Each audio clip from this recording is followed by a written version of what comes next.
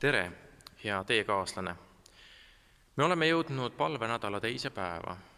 Selle nädala kirjakohaks on valitud Filippi kirja 4. peatüki salmid 6-9. Eilsel, tänasel ja homsel päeval me tahame keskenduda esimesele salmile sellest tekstist. Ärge muretsege ühtegi, vaid teie vajadused saagu kõiges Jumalale teatavaks tänu ütlemisega palumises ja anumises. Tänase mõtiskluse keskpunktiks on lõik sellest salmist, vaid teie vajadused saagu kõiges Jumalale teatavaks. Teie vajadused, meie vajadused, minu vajadused. Millised on meie vajadused? Millised on meie vajadused rahvana, meie vajadused usklike kogukonnana, perena, üksikisikuna? Praegusel paastuajal, minnes läbi sellest kriisiolukorrast, on hea aeg vaadata eneste sisse ning mõelda sellele, mis on minu vajadus. Ja kas kõik see, mida ma nimetan oma vajaduseks, on tegelikult minu vajadus? Võib-olla mõnigi asi, mida ma pean või olen pidanud oma vajaduseks, on ehk hoopis mugavus, millega ma olen harjunud. Privileeg, mida ma olen hakanud nii iseenesest mõistetavalt võtma. Kaasteeline, kaasrändur. Niimoodi nimetab Paulus oma kirja lugejaid. Me oleme teelised all lõõskava päikese. Me oleme teelised nii suured kui väikesed, ütleb üks tuntud kristlik laul. Paulus kutsub meid majalisteks siin maailmas. Igaviku perspektiivi silmas pidades on meie aeg siin maa peal üürike ja ajutine. Siis on hea küsida, mida sina kui rändur täna vajad? Mida mina kui rändur täna vajan? Mida vajab meie rahvas? Ära muretse. Jumal teab, et sa vajad igapäevast leiba. Teie vajadused saagu kõiges Jumalale teatavaks, ütleb Paulus. On sulle keegi kunagi ette heitnud või sina kellegile teisele ette heitnud?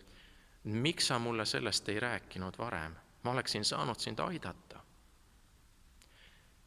Paar nädalat tagasi käisin koos lastega Lahemaal ringi sõitmas. Too päev oli veel ilus talvine.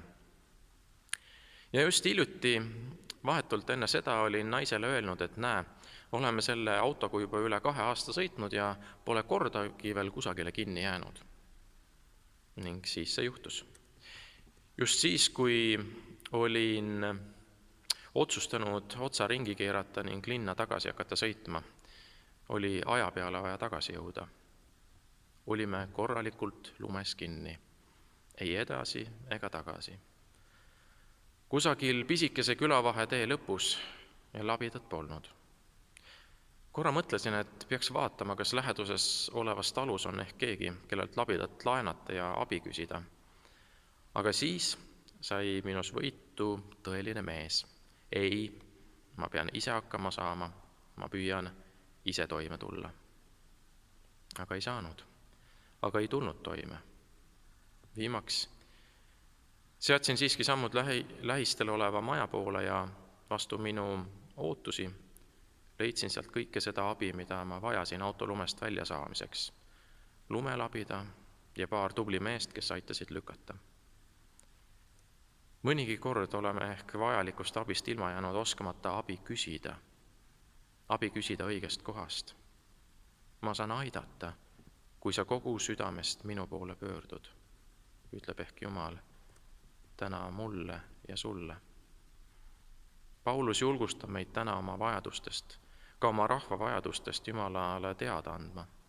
Psalmist julgustab, ei jää häbisse ükski, kes tema, see tähendab Jumala peale loodavad. Me tõstame täna oma silmad Jumala poole. Me palvetame. Kallis taevane Isa, Jumal, kõige looja, kõige valitseja, me tahame täna oma silmad sinu peale tõsta. Isa, me kanname oma rahva täna ka tänasel päeval sinu ette. Isa, me palume, et sa puudutaksid, et sa tervendaksid meie maad ja meie rahvast, nii vaimu kui hinge kui ka ihu poolest. Isa, me palume, et sa pööraksid meie rahva südamed eneste poole, et me võiksime sinu peale oma lootuse panna kõiges. Me palume seda Jeesus sinu nimel. Aamen.